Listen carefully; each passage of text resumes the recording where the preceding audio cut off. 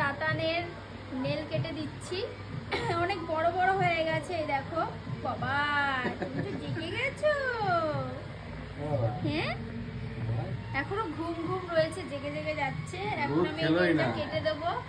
আর কি হয়েছে কে জানে, কাল থেকে দেখছি দুধ খাওয়াতে খুব নকশা করছে, মানে নিতেই চাইছে না, একদম ঘুমিয়ে পড়ছে, তখন দুধ দিচ্ছি তখন খাচ্ছে, এছাড়া খেতেই চাইছে না। মানে মানে দুষ্টুমির লক্ষণগুলো খুব দেখা যাচ্ছে, আর যত বড় হচ্ছে তত দেখা যাচ্ছে। আবার আমার কথাগুলো হ্যাঁ শুনছে, দেখো।